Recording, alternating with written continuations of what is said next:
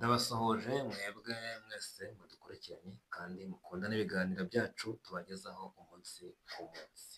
Njye wabasohoza nitwa Twizere Patrick, ngiye kubagezaho uko wakwirinda umubyibuho w'ikirenga. Abantu benshi bagiye batwandikira, bagiye baduhamagara, bagiye batubwira icyo bakora ngo birinde kandi barwanye umubyibuho w'ikirenga. Ubundi umubyibuho w'ikirenga mu abashakashatsi bagaragaje ko ushobora kuwirinda ariko uramutse ukoze ibintu bikurikira bigeze muri 27.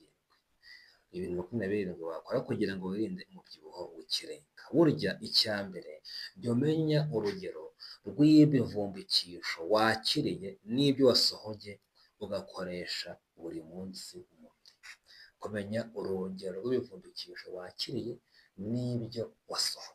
Kuvuga ngo ubundi ugomba kuba umuhanga mu kurinda ubuzima, amenya buri kantu kose umubiri ukeneye. Umubiri ukeneye ibivumbikisho, ibishyushya, ukeneye ibyatuma umubiri ukonja ku rugero rwiza.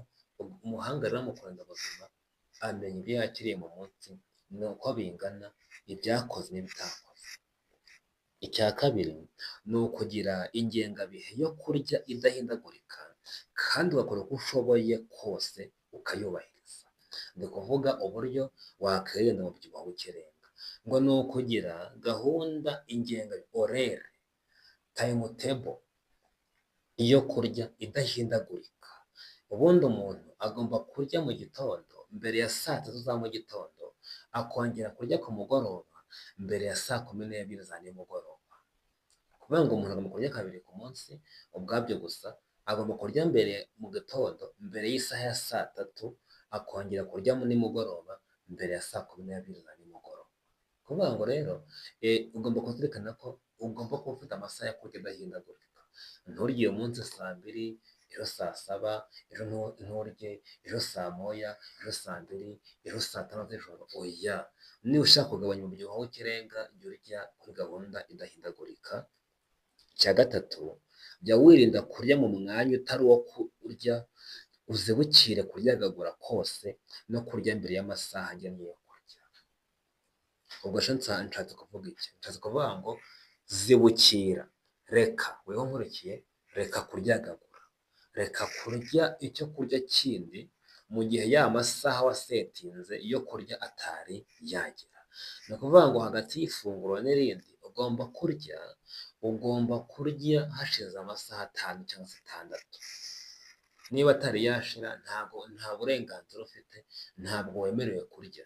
Igihe nurangiza, icya kane jya urya utuje kandi utapfuna neza.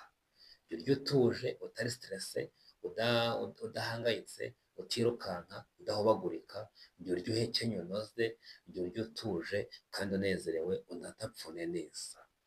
Icya gatanu, fata amafunguro ya mu gitondo ku gihe, uzirikana ko ariyo gaburo ry'ingenzi mu buzima bw'umuntu.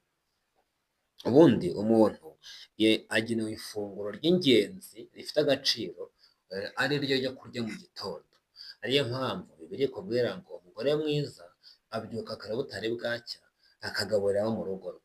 Ntaba agiye guhinga, ntaba agiye kwahira, ntaba agiye gucuruza, ntaba agiye kwigisha, ntaba agiye kuvura, ahubwo umugore mwiza ikinaga ko ari mwiza ngo abyuka mu gitondo butari bwacya, akagaburira abo mu rugo rwe. Ubwo rero umugore mubi we bisobanuye ko ubwo agabura we hakeye, agabura icyitwa breakfast ya saa 4, ariko umugore mwiza agabura butari bwacya kare kare. Noneho ubwo ndakubwiye ngo jya ufata amafunguro ya mu gitondo ku gihe, uzirikana ko ariyo gaburo y'ingenzi mu buzima bw'umuntu. Iyo umuntu ariye mu gitondo, ubwabyo bikingira ibintu bikomeye 15 ntirirwa nsubiramo. Niyo mpamvu bakubwira ngo kurya mu gitondo bituma n'ubwenge bwiyongera, bikavura amagufa, bikavura umutima, bikavura urwagashya, bikavura impyiko, bikoza amaraso, ndetse kurya nijoro byo bigatera indwara bitewe n'uko bibangamira umubiri.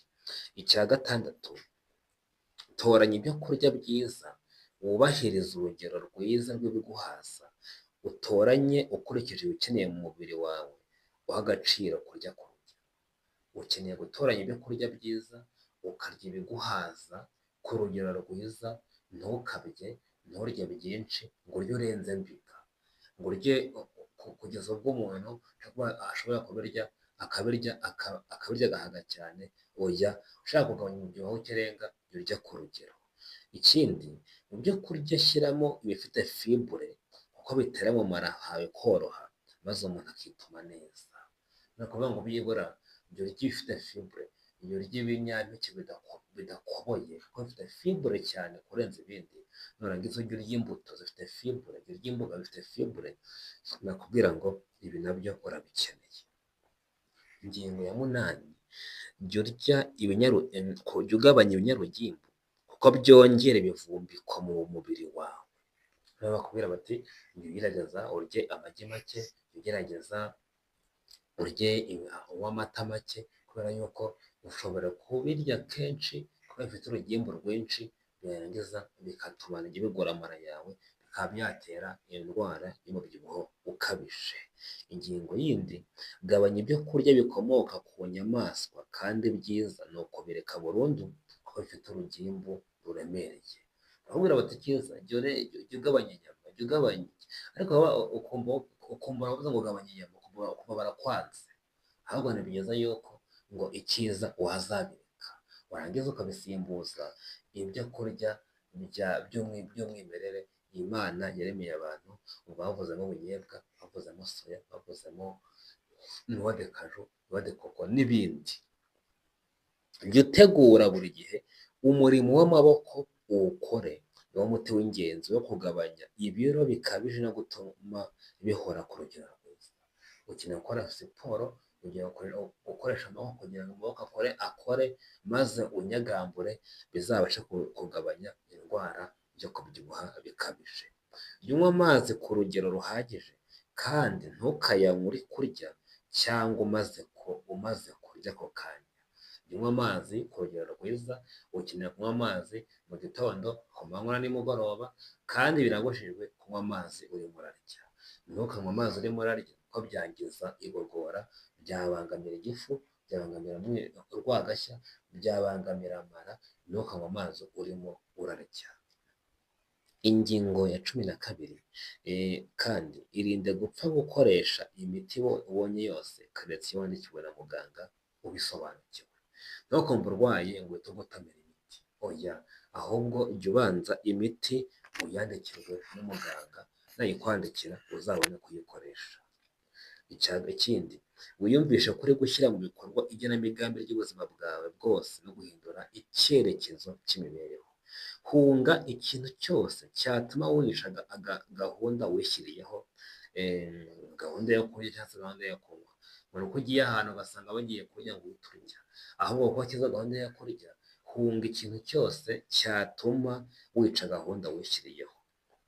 Ingingo yindi, mu byo urya n'ibyo unywa kuramo ibintu byose bifite gaze n'imikati. Gabanya imikati, gabanya ibyo kurya bidafite fibure cyane ngo harimo n'imikati, bigabanye. Gabanya cyangwa ureke burundu gukoresha udutsima tugira amasukari na vinoselizi. Nabyo bigabanye ibyo kurya bifite amasukari. Gukuraho mu buryo budakebakeba isukari mvaruganda kuko nta ntungamubiri igira kandi ibivumbiko byayo ntacyo bimaze. Koresha isukari karemano Imana yakugeneye, nayo byakurinda indwara yo kubyibuha by'ikirenga. Jya wisuzumisha buri gihembwe urebe uko urugimbu rwawe n'isukari bihagaze mu maraso.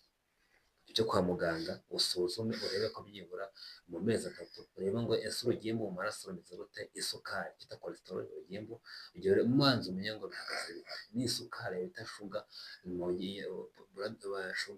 of the blood, iyo sukari mu maraso nayo genda uyipimishe umenye ngo uhagaze ute. Cya 19, suzumisha imvubura zawe by'umwihariko imikorere ya tiroyide. 20, jya wenda kurya vuba vuba mu gihe ugiye ku meza, ngo urye vuba vuba uri gusiganwa. Igikurikiraho, zibukira burundu inzoga, uretse ko no kuba marikoro ikaba itari ikiribwa yangiza ubutaraga. Inzoga zibamo ibivumbikisho byinshi, ugabanya inzoga.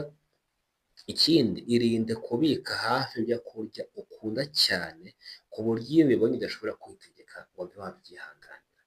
Ibyo kurya jya ubibika kure yawe, ibyo wumva ko ukunda cyane, jya ubishyiraho bihunga nabyo uzabigira umwanzi bizagufasha. Ingingo yindi, jya ugabanya cyane kureba televiziyo igihe uri kurya, uretse kubirangaza abantu bakora bicaye, ibamo n'igishuko cyo kudashobora kwiyobora. Ntukarye ureba televiziyo, ntukarye ureba muri telefone, ntukarye witaba telefone, ntukarye wumva radiyo, ubwabyo gusa iyo ubikora gutyo byatera indwara yo kubyibuha by'ikirenga. Ingingo yindi, niba umaze kugira ibiro byinshi ntukabigabanye mu buryo bwihuse. Kugabanya ibiro usabwa kugenda buhoro buhoro mu buryo buhoro buhoro, kandi buri gihe ukamenya kwiyobora ku biro ugezeho. Iki ni ikindi, ugomba kwitegeka kandi ntujye udohora mu minsi mikuru isoza icyumweru. Ingingo ebyiri ziheruka, menyesha umuryango wawe, inshuti n'abo mubana ko hari umushinga watangiye wo kugabanya ibiro. Niba ushaka kugabanya ibiro, menyesha inshuti zawe utubone mu mushinga wo kugabanya ibiro n'umuryango. Ibyo bizatuma uhora uri maso kandi bakubere n'abafasha. Nujya kurya bazakubuza kuko bazi ko urimo kugabanya ibiro, nujya kunywa bazakubuza, ntibazaguha ibyakwangiza kuko bazi ko uri kugabanya ibiro. Ameza atanga umudendezo wo kwiyarurira kandi nabwo ashobora kuzakugusha mu mukaga n'umutego, jya uyahunga. Bavuze ati genda wiyarurire ntukajye ubyemera, ahubwo jya ukurikirana kugira ngo byibura gusa ubwabyo ukoresha ibyo kurya bikeya. Kuba rero munini ukabyibuha ukagira ibiro byinshi si ukuba igitangarirwa, ahubwo ni ukujya mu kaga. Birakwiye ko abantu babigenzura neza bagahunga ingorane biziteza. Noneho burya kuba munini ukabyibuha nta nubwo ari byiza, si uko bakugira igitangarirwa ngo uri munini cyane, ntabwo uri munini cyane ku buryo bakugabamo inshuro ebyiri, ahubwo uri munini ariko uracyari umwe. Ubwo rero ukeneye kugira ngo byanga bikunze, ukeneye kugira ngo ugabanye ibiro, ukeneye kugira ngo ugabanye umubyibuho. Niyo mpamvu nababwira ngo mutangire mubishyire mu bikorwa, buke buke bizaza. Mbasoje mbashimira ko mwadukurikiranye kandi mugire imyumvire myiza, naho gutaha mu biganiro byacu. Murakoze.